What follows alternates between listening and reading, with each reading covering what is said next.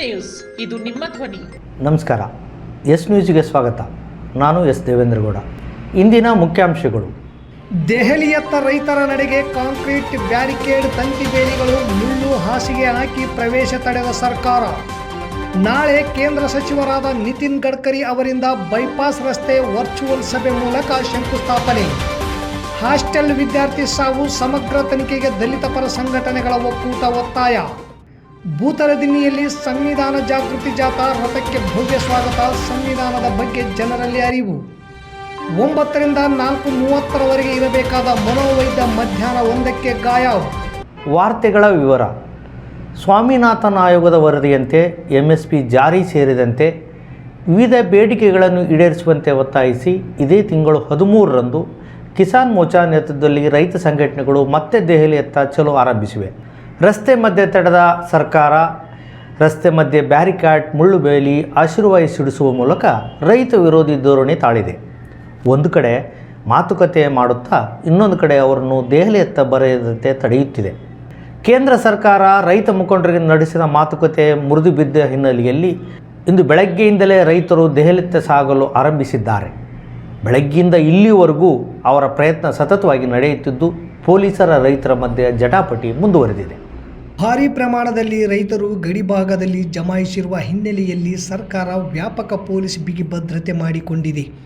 ಪಂಜಾಬ್ ಮತ್ತು ಹರಿಯಾಣ ಗಡಿಯಲ್ಲಿ ಲಕ್ಷಾಂತರ ರೈತರು ಟ್ರ್ಯಾಕ್ಟರ್, ಟ್ರಾಲಿಗಳು, ಕಾರುಗಳು, ಮಿನಿ ಬಸ್ಸುಗಳ ಮೂಲಕ ಗಡಿಭಾಗದಲ್ಲಿ ಸೇರಿದ್ದಾರೆ.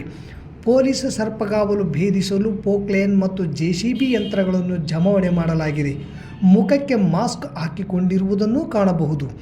ಬೆಳಗ್ಗೆಯಿಂದ ರೈತರು ದೆಹಲಿಯತ್ತ ಪ್ರಯಾಣಕ್ಕೆ ಪ್ರಯತ್ನಿಸುತ್ತಿದ್ದು ಪೊಲೀಸರಿಂದ ಹಸು ಗ್ಯಾಸ್ ಸ್ಫೋಟಿಸುತ್ತಿದ್ದು ಅದರ ಪ್ರಭಾವ ತಡೆಯಲು ರೈತರ ಗ್ಯಾಸ್ ಬಿದ್ದ ಕಡೆ ಗೋಣಿ ಚೀಲ ಹಾಕಿ ಹರಡದಂತೆ ತಡೆಯುತ್ತಾ ನಾವೇನು ಕಡಿಮೆ ಇಲ್ಲ ಎಂದು ಪ್ರತ್ಯುತ್ತರ ನೀಡುತ್ತಿದ್ದಾರೆ. ಸಚಿವರು 5ನೇ ಸುತ್ತಿನ ಮಾತುಕತೆ ಕುರಿತು ಮಾತನಾಡುತ್ತಿದ್ದಾರೆ. ಹಿಂದಿನ ಎಲ್ಲ ಮಾತುಕತೆ ರೈತರ ಮುಖ್ಯ ಬೇಡಿಕೆ ಕುರಿತು ಮಾತನಾಡದೆ ಬೇರೆಯದೇ ಪ್ರಸ್ತಾಪವನ್ನು ಸಚಿವರು ಮಂಡಿಸಿದ್ದರು. 23 ಬೆಳೆಗಳಿಗೆ MSP ಖಾತ್ರಿ ಕುರಿತು ರೈತ ಸಂಘಟನೆ ಬೇಡಿಕೆ. ಅದರ ಬಗ್ಗೆ ಮಾತನಾಡದೆ ಬೇಳೆ, ಕಾಳು, ಮೆಕ್ಕೆಜೋಳ, ಹತ್ತಿ ಬೆಳೆಯಿರಿ, ಅದಕ್ಕೆ 5 ವರ್ಷ MSP ಗ್ಯಾರಂಟಿ ನೀಡುತ್ತೇವೆ ಎಂದು ಸರ್ಕಾರ ಹೇಳುತ್ತಿದೆ. ಇದನ್ನು ರೈತ ಸಂಘಟನೆಗಳು ಒಪ್ಪದೆ ಇಂದು ಪ್ರತಿಭಟನೆ ಮುಂದುವರೆದಿದೆ. ಮಾತುಕತೆ ಮೂಲಕ ಸಮಸ್ಯೆಗೆ ಪರಿಹಾರ ನೀಡುವ ಬದಲು ಸರ್ಕಾರ ಕಾಂಕ್ರೀಟ್ ಬ್ಯಾರಿಕೇಡ್, ತಂತಿ ಬೇಲಿಗಳು, ಮುಳ್ಳು ತಂತಿಗಳನ್ನು ಅಳವಡಿಸಿದೆ. ಮಾಧ್ಯಮಗಳು ಸರ್ಕಾರದ ಪರ ತುತ್ತೂರಿ ಊದುತ್ತಿವೆ. ಸಾಮಾಜಿಕ ಜಾಲತಾಣ ರೈತ ಪರ ಇದೆ. ಮುಂದೇನು ಎನ್ನುವುದು ಸ್ಪಷ್ಟವಾಗಿ ಕಾಣುತ್ತಿಲ್ಲ. ಈಗಿನವರೆಗೂ ರೈತ ಹಾಗೂ ಪೊಲೀಸರ ಮಧ್ಯೆ ಜಟಾಪಟಿ ಮುಂದುವರೆದಿದೆ. ಬಗೆಹರಿಸಬೇಕಾದ ನಾಯಕರು ಚುನಾವಣಾ ತಂತ್ರ ಹೆಣೆಯುವಲ್ಲಿ ನಿರತರಾಗಿದ್ದಾರೆ. ಸಿಂಧನೂರು ಮಸ್ಕಿ ರಾಷ್ಟ್ರೀಯ ಹೆದ್ದಾರಿ 150A ಹೆದ್ದಾರಿ ಹಾದು ಹೋಗುವ ಬೈಪಾಸ್ ರಸ್ತೆಗಳ ನಿರ್ಮಾಣ ಹಾಗೂ ಸಿಂಧನೂರು ಮಸ್ಕಿ ಮುಖ್ಯ ರಸ್ತೆಗೆ 7 ಹೊಸ ಬ್ರಿಡ್ಜ್ ನಿರ್ಮಾಣ, ವೆಂಕಟೇಶ್ವರ ಕ್ಯಾಂಪ್ನಿಂದ ಧಡೇಸೂರಿಗೆ ದ್ವಿಪಥ ರಸ್ತೆ ನಿರ್ಮಾಣ ಕಾಮಗಾರಿಗಳಿಗೆ ಕೇಂದ್ರ ಸಾರಿಗೆ ಹಾಗೂ ರಾಷ್ಟ್ರೀಯ ಹೆದ್ದಾರಿ ಸಚಿವರಾದ ನಿತಿನ್ ಗಡ್ಕರಿ ಅವರು ವರ್ಚುವಲ್ ಸಭೆಯ ಮೂಲಕ ನಾಳೆ ಶಂಕುಸ್ಥಾಪನೆ ನೆರವೇರಿಸಲಿದ್ದಾರೆ. ನಾಳೆ ಬೆಳಗಾವಿಗೆ ಆಗಮಿಸುವ ಸಚಿವರು ಅಲ್ಲಿಂದಲೇ ಈ ಎಲ್ಲ ಕಾಮಗಾರಿಗಳಿಗೆ ಶಂಕುಸ್ಥಾಪನೆ ನೆರವೇರಿಸಲಿದ್ದಾರೆ. 20 ಕಿಲೋಮೀಟರ್ ಉದ್ದದ 2L+PS ಬೈಪಾಸ್ ರಸ್ತೆಗೆ 406 ಕೋಟಿ ಹಾಗೂ ಸಿಂಧನೂರು ಮಸ್ಕಿ 3 ಕಿಲೋಮೀಟರ್ ಹಾದು ಹೋಗುವ ರಸ್ತೆಯಲ್ಲಿ 7 ಹೊಸ ಬ್ರಿಡ್ಜ್ ನಿರ್ಮಾಣಕ್ಕೆ 39 ಕೋಟಿ ಮತ್ತು ವೆಂಕಟೇಶ್ವರ ದಡೇಸೂಗೂರು 14 ಕಿಲೋಮೀಟರ್ ದ್ವಿಪಥ ರಸ್ತೆಗೆ ನಿರ್ಮಾಣಕ್ಕೆ 147 ಕೋಟಿಗಳನ್ನು ನಿಗದಿಪಡಿಸಿದ್ದು ಈಗಾಗಲೇ ಟೆಂಡರ್ ಪ್ರಕ್ರಿಯೆ ಮುಗಿದಿದ್ದು ನಾಳೆ ಸಚಿವರು ವರ್ಚುವಲ್ ಸಭೆ ಮೂಲಕ ಶಂಕುಸ್ಥಾಪನೆ ಮಾಡಲಿದ್ದಾರೆ. ಇದು ಕೇಂದ್ರ ಹಾಗೂ ರಾಜ್ಯ ಸರ್ಕಾರಗಳ 50-50 ಸಹಭಾಗಿತ್ವದಲ್ಲಿ ನಡೆಯುವ ಕಾಮಗಾರಿಯಾಗಿದೆ ಎನ್ನಲಾಗುತ್ತಿದೆ. ನಾಳೆ ಬೆಳಗ್ಗೆ 12 ಗಂಟೆಗೆ ಬೆಳಗಾವಿ ಜಿಲ್ಲಾ ಕ್ರೀಡಾಂಗಣದಲ್ಲಿ ನಡೆಯುವ ಸಭೆಯಲ್ಲಿ ಭಾಗವಹಿಸುವ ಸಚಿವರು ಈ ಕಾಮಗಾರಿಗಳು ಸೇರಿದಂತೆ ರಾಜ್ಯದ ಉಳಿದ ಕಾಮಗಾರಿಗಳನ್ನು ಸೇರಿಸಿದಂತೆ ವರ್ಚುವಲ್ ಸಭೆ ಮೂಲಕ ಶಂಕುಸ್ಥಾಪನೆ ನೆರವೇರಿಸಲಿದ್ದಾರೆ. ಹಾಸ್ಟೆಲ್ ವಿದ್ಯಾರ್ಥಿ ಸಾವಿನ ಪ್ರಕರಣವನ್ನು ಸಮಗ್ರ ತನಿಖೆ ಒಳಪಡಿಸಬೇಕು. ಸಂತ್ರಸ್ತ ನೊಂದ ಬಡ ಕುಟುಂಬಕ್ಕೆ ಪರಿಹಾರ, ಉದ್ಯೋಗ, ಭೂಮಿ ನೀಡಬೇಕು. ಈ ಪ್ರಕರಣದ ಪ್ರಮುಖ ಆರೋಪಿಗಳು ಬಲಿಷ್ಠರಾಗಿದ್ದು ತಮ್ಮ ಪ್ರಭಾವ ಬಳಸಿ ತನಿಖೆ ದಿಕ್ಕನ್ನೇ ಬದಲಿಸುವ ಪ್ರಸಂಗ ಮೇಲ್ನೋಟಕ್ಕೆ ಕಂಡುಬರುತ್ತಿದೆ. ಕೂಡಲೇ ನ್ಯಾಯಾಂಗ ಬಂಧನಕ್ಕೆ ಒಳಪಡಿಸಬೇಕು. ಹಾಗೂ ಸೋಮವಾರದಂದು ಕರ್ನಾಟಕ ರಾಜ್ಯ ನೌಕರ ಸಂಘವು ಆರೋಪಿಗಳ ಪರವಾಗಿ ನಿಂತು ಮನವಿ ಪತ್ರ ಸಲ್ಲಿಸಿದ್ದು ಆ ಮನವಿಯನ್ನು ಪರಿಗಣನೆಗೆ ತೆಗೆದುಕೊಳ್ಳಬಾರದೆಂದು ದಲಿತ ಪರ ಸಂಘಟನೆಗಳ ಮುಖಂಡ ನಿರ್ಪಾದಿ ಸಾಸಿಲಿಮರು ಒತ್ತಾಯಿಸಿ ತಹಸೀಲ್ದಾರ್ ಮೂಲಕ ಮುಖ್ಯಮಂತ್ರಿಯವರಿಗೆ ಮನವಿ ಸಲ್ಲಿಸಿದ್ದಾರೆ. ಡಾಕ್ಟರ್ BR ಅಂಬೇಡ್ಕರ್ ವಸತಿ ನಿಲಯದಲ್ಲಿ ವಿದ್ಯಾರ್ಥಿ ಹಿರೇಹುಸೇನಪ್ಪ ಶೌಚಾಲಯದಲ್ಲಿ ನೇಣು ಬಿಗಿದ ಸ್ಥಿತಿಯಲ್ಲಿ ಶವ ಪತ್ತೆಯಾಗಿದ್ದು, ವಿದ್ಯಾರ್ಥಿ ಮೂಲಭೂತ ಸೌಕರ್ಯ ಕೇಳಿದ್ದಕ್ಕಾಗಿ ವಾರ್ಡನ್ ರವಿಚಂದ್ರ, ತಾಲೂಕು ಸಮಾಜ ಕಲ್ಯಾಣ ಇಲಾಖೆ ಅಧಿಕಾರಿ ವಿಜಯ ಅವರು ವಿದ್ಯಾರ್ಥಿಗೆ ಮಾನಸಿಕ ದೈಹಿಕ ಕಿರುಕುಳ ನೀಡಿ ಜಾತಿ ನಿಂದನೆ ಮಾಡುತ್ತಿದ್ದಾರೆಂದು ವಿದ್ಯಾರ್ಥಿ ಪೋಷಕರಿಗೆ ತಿಳಿಸಿದ್ದಾನೆ. ಈ ವಿಷಯದ ಕುರಿತು ಪೋಷಕರು ಅಧಿಕಾರಿಗಳನ್ನು ಭೇಟಿ ಮಾಡಲು ಬಂದಾಗ ಅವರ ಕೈಗೆ ಸಿಕ್ಕಿರುವುದಿಲ್ಲ. ಇದರಿಂದಾಗಿ ಅಧಿಕಾರಿಗಳ ಕರ್ತವ್ಯ ಲೋಪ ಎದ್ದು ಕಾಣಿಸುತ್ತಿದ್ದು, ಇವರ ವಿರುದ್ಧ ಕಾಲ 306, 506 ಸೇರಿದಂತೆ ಜಾತಿ ನಿಂದನೆ ಪ್ರಕರಣವು ಫೆಬ್ರವರಿ 16ರಂದು ಶಹರ ಠಾಣೆಯಲ್ಲಿ ಪ್ರಕರಣದ ದೂರು ದಾಖಲಾಗಿದೆ. ಸೋಮವಾರದಂದು ಕರ್ನಾಟಕ ರಾಜ್ಯ ನೌಕರರ ಸಂಘವು ಈ ಪ್ರಕರಣ ಸುಳ್ಳಿನಿಂದ ಕೂಡಿರುತ್ತದೆ, ಜಾತಿ ನಿಂದನೆ ಪ್ರಕರಣ ದುರುಪಯೋಗಪಡಿಸಿಕೊಳ್ಳಲಾಗಿದೆ ಎಂದು ಸುಳ್ಳು ಮನವಿ ಪತ್ರ ಸಲ್ಲಿಸಿದ್ದು, ಸಂತ್ರಸ್ತರ ನೊಂದ ಬಡ ಕುಟುಂಬಕ್ಕೆ ನ್ಯಾಯ ಒದಗಿಸಿಕೊಡಬೇಕಾದ ಸ್ಥಾನದಲ್ಲಿದ್ದು, ಅಪಾದಿತರ ಪರವಾಗಿ ತನಿಖೆ ಮುಗಿಯುವ ಮುಂಚೆಯೇ ಇದು ಸುಳ್ಳು ಪ್ರಕರಣವೆಂದು ಬಿಂಬಿಸುವುದು ಎಷ್ಟು ಸರಿ ಎಂದು ಸಂಘಟಕರ ಪ್ರಶ್ನೆ.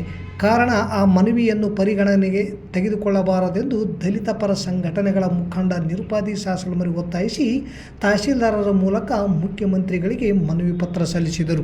ಈ ಸಂದರ್ಭದಲ್ಲಿ ಹನುಮಂತ ಹಂಪನಾಳ್, ಮರಿಯಪ್ಪ, BSP ನರಸಪ್ಪ ಕಟ್ಟೆಮನಿ, ಶಿವರಾಜ್ ಉಪ್ಪಲ್ದೊಡ್ಡಿ, ಪರಶುರಾಮ್ ದಿನಸಮುದ್ರ, ಬಸವರಾಜ್ ಹಿರೇಮನಿ, ಜಂಬಣ್ಣ ಉಪ್ಪಲ್ದೊಡ್ಡಿ, MB ದೊಡ್ಡಮನಿ ಸೇರಿದಂತೆ ಅನೇಕರಿದ್ದರು. ರಾತ್ರಿ 8 ಗಂಟೆಯಿಂದ ಹಿಡಿದು ಮಧ್ಯರಾತ್ರಿ 3 ಗಂಟೆವರೆಗೂ ಹಾಸ್ಟೆಲ್ ಮುಂದುಗಡೆ ಸನ್ಮಾನ್ಯ ಶ್ರೀ ಶಾಸಕರಾಗಿರ್ತಕ್ಕಂಥ ಹಂಪನಗೌಡರು ಮನೆದಾರಿಗೆ ಸುಮಾರು ಒಂದು 200-300 ಜನ ನಿಂತ್ಕೊಂಡ್ರು ಕೂಡ ಅವ್ರು ಯಾರು ಬಂದು ನಮ್ಮ ಕಷ್ಟವನ್ನು ಆಲಿಸಲಿಲ್ಲ. ಅದಾದ ನಂತರ ಬೆಳಗ್ಗೆ ಸರ್ಕಾರ ಆಸ್ಪತ್ರೆ ಮುಂದೆ ಶವವನ್ನು ನಾವು ಇಟ್ಕೊಂಡು ಕೂಳ್ತರೂ ಕೂಡ ಶಾಸಕರು ಮಕ್ಕಳಾಗಲಿ, ಮಗ ಆಗಲಿ ಮತ್ತು ಸಿಂಧನೂರು ತಾಲೂಕಿನ ಬೇರೆ ಬೇರೆ ರಾಜಕೀಯ ಎಲ್ಲ ಲೀಡರ್ಗಳು ಅವ್ರು ಯಾರು ಬಂದು ಕೂಡ ಈ ಸಮಸ್ಯೆ ಏನು ಎತ್ತ ಅಂತ ಕೇಳಿಲ್ಲ. ನಮಗೆ ದುಃಖವಾದ ಸಂಗತಿ. ನಾವು ಅರ್ಥ ಮಾಡಿಕೊಳ್ಬೇಕು. ರಾಜಕೀಯ ಚುನಾವಣೆ ಇದ್ದಾಗ ಎಲ್ಲ ನಾಯಕರು ಬಂದು ನಮ್ಮ ಮನೆ ಬಾಗಿಲಿಗೆ ಬರ್ತಾರೆ, ನಮಗೆ ಅನ್ಯಾಯ ಆದಾಗ ಯಾರೂ ಬರಲ್ಲ. ಇದನ್ನು ನಾವು ಗಮನದಲ್ಲಿ ಇಟ್ಕೊಂಡು ಮುಂದೆ ಬರ್ತಕ್ಕಂಥ ಚುನಾವಣೆಗಾಗಲಿ ನಾವು ತಕ್ಕ ಪಾಠ ಕಲಿಸ್ತೇ ಹೋಗಲಿಲ್ಲ ಅಂತಂತಂದ್ರೆ ನಮಗೆ ಬೀದಿಯಲ್ಲಿ ಕುಂತ್ಕೊಂಡು ಹೋರಾಟ ಮಾಡೋದು ತಪ್ಪಲ್ಲ ಅಂತ ನನ್ನ ಅನಿಸಿಕೆ. ಅದನ್ನು ನಾನು ತೀವ್ರವಾಗಿ ಖಂಡಿಸ್ತೀನಿ. ಭಾರತದ ಸಂವಿಧಾನ ಅಂಗೀಕಾರಗೊಂಡು 75ನೇ ವರ್ಷಾಚರಣೆಯ ಪ್ರಯುಕ್ತ ರಾಜ್ಯಾದ್ಯಂತ ಸಂಚರಿಸುತ್ತಿರುವ ಸಂವಿಧಾನ ಜಾಗೃತಿ ಜಾಥಾ ರಥ ತಾಲೂಕಿನ ಬೂತ್ಲದಿನಿ ಗ್ರಾಮಕ್ಕೆ ಇಂದು ಆಗಮಿಸಿತು. ಡಾಕ್ಟರ್ BR ಅಂಬೇಡ್ಕರ್ ಪುತ್ಥಳಿಗೆ ಪೂಜೆ ಸಲ್ಲಿಸಿ ಪುಷ್ಪಾರ್ಪಣೆ ಮಾಡುವ ಮೂಲಕ ಗ್ರಾಮ ಪಂಚಾಯಿತಿಯ ಸರ್ವ ಸದಸ್ಯರು, ಅಭಿವೃದ್ಧಿ ಅಧಿಕಾರಿಗಳು, ಹಿರಿಯರು, ಸಂಘಟನೆಯ ಮುಖಂಡರು, ಸಾರ್ವಜನಿಕರು, ವಿದ್ಯಾರ್ಥಿಗಳು ಸಂಭ್ರಮ ಸಡಗರದಿಂದ ಪಟಾಕಿ ಸಿಡಿಸುವ ಮೂಲಕ ಅದ್ದೂರಿಯಾಗಿ ರಥಕ್ಕೆ ಸ್ವಾಗತ ಕೋರಿದರು.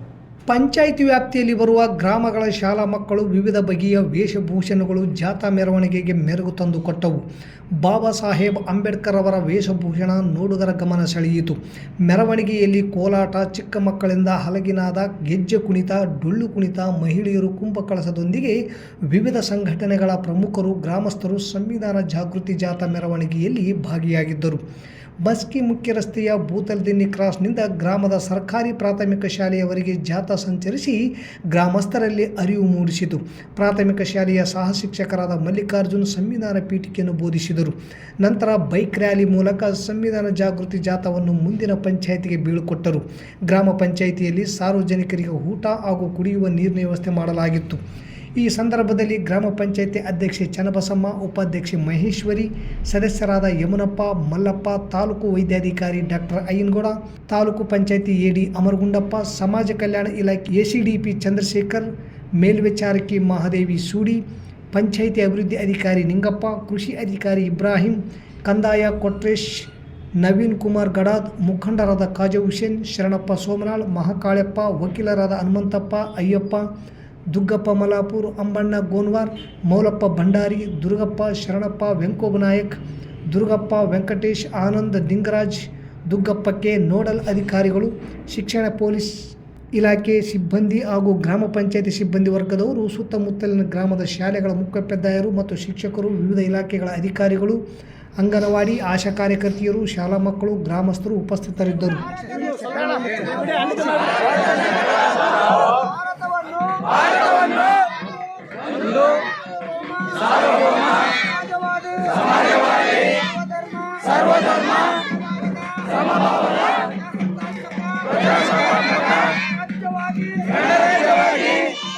ರಚಿಸಲು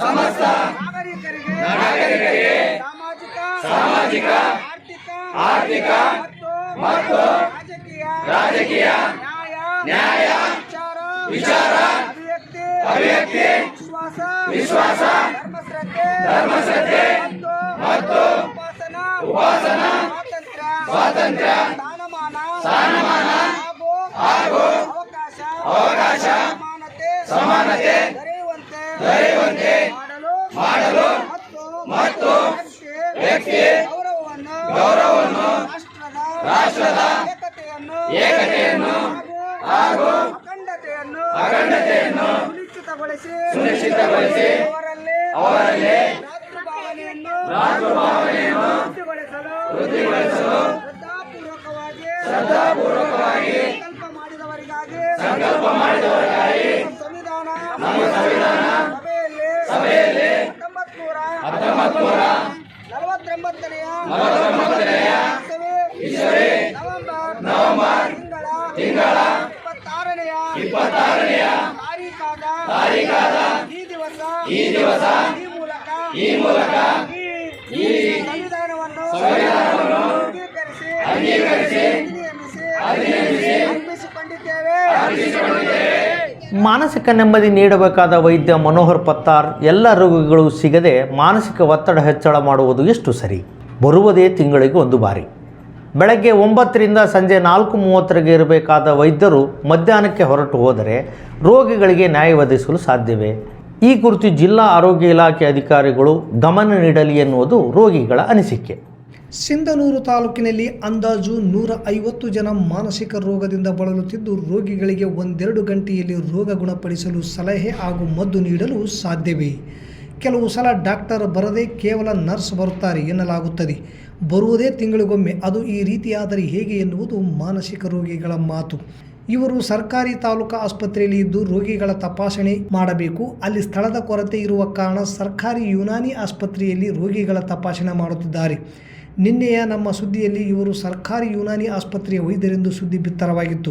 ಅವರು ಅಲ್ಲಿಯೇ ತಪಾಸಣೆ ಮಾಡುವ ಕಾರಣ ಹಾಗೆ ತಿಳಿಯಲಾಗಿತ್ತು. ಆದರೆ ಮನೋಹರ್ ಪತ್ತಾರ್ ಅವರು ಯುನಾನಿ ಆಸ್ಪತ್ರೆ ವೈದ್ಯರಲ್ಲ, ಬದಲಾಗಿ ಜಿಲ್ಲಾ ಆರೋಗ್ಯ ಇಲಾಖೆಯಿಂದ ನಿಯೋಜನೆಗೊಂಡ ಮಾನಸಿಕ ವೈದ್ಯರಾಗಿದ್ದಾರೆ. ಅವರು ತಿಂಗಳಿಗೊಮ್ಮೆ ಬಂದು ಸಂಜೆಯವರೆಗೂ ಇದ್ದು ಬರುವ ರೋಗಿಗಳ ಮಾನಸಿಕ ಸಮಸ್ಯೆಗೆ ಮುಕ್ತಿ ದೊರಕಲಿ. ಹೀಗೆ ಬೆಳಗ್ಗೆ ಬಂದು ಮಧ್ಯಾಹ್ನ ಹೊರಟು ಹೋದರೆ ಹಳ್ಳಿಯಿಂದ ಬರುವ ರೋಗಿಗಳಿಗೆ ತೊಂದರೆಯಾಗುತ್ತದೆ. ಈ ಕುರಿತು ಮೇಲಿನ ಅಧಿಕಾರಿಗಳು ಈ ಸಮಸ್ಯೆಗೆ ಸೂಕ್ತ ಪರಿಹಾರ ನೀಡಿ ಮಾನಸಿಕ ರೋಗಿಗಳಿಗೆ ಮಾನಸಿಕ ನೆಮ್ಮದಿ ನೀಡಲಿ ಎನ್ನುವುದು ಎಸ್ ನ್ಯೂಸ್ ಕೋರಿಕೆ. ಮತ್ತೊಮ್ಮೆ ಮುಖ್ಯಾಂಶಗಳು. ದೆಹಲಿಯತ್ತ ರೈತರ ನಡೆಗೆ ಕಾಂಕ್ರೀಟ್ ಬ್ಯಾರಿಕೇಡ್, ತಂತಿ ಬೇಲಿಗಳು, ಮುಳ್ಳು ಹಾಸಿಗೆ ಹಾಕಿ ಪ್ರವೇಶ ತಡೆದ ಸರ್ಕಾರ. ನಾಳೆ ಕೇಂದ್ರ ಸಚಿವರಾದ ನಿತಿನ್ ಗಡ್ಕರಿ ಅವರಿಂದ ಬೈಪಾಸ್ ರಸ್ತೆ ವರ್ಚುವಲ್ ಸಭೆ ಮೂಲಕ ಶಂಕುಸ್ಥಾಪನೆ. ಹಾಸ್ಟೆಲ್ ವಿದ್ಯಾರ್ಥಿ ಸಾವು ಸಮಗ್ರ ತನಿಖೆಗೆ ದಲಿತ ಪರ ಸಂಘಟನೆಗಳ ಒಕ್ಕೂಟ ಒತ್ತಾಯ. ಭೂತರದಿನಿಯಲ್ಲಿ ಸಂವಿಧಾನ ಜಾಗೃತಿ ಜಾಥಾ, ರಥಕ್ಕೆ ಭವ್ಯ ಸ್ವಾಗತ. ಸಂವಿಧಾನದ ಬಗ್ಗೆ ಜನರಲ್ಲಿ ಅರಿವು. 9ರಿಂದ 4:30 ಇರಬೇಕಾದ ಮನೋವೈದ್ಯ ಮಧ್ಯಾಹ್ನ 1ಕ್ಕೆ ಗಾಯಬ್. ಇಲ್ಲಿಗೆ ವಾರ್ತಾ ಪ್ರಸಾರ ಮುಕ್ತಾಯವಾಯಿತು. ನಿರಂತರ ಸುದ್ದಿಗಾಗಿ ವೀಕ್ಷಿಸಿ ಎಸ್ ನ್ಯೂಸ್. ಇದು ನಿಮ್ಮ ಧ್ವನಿ. ನಮಸ್ಕಾರ.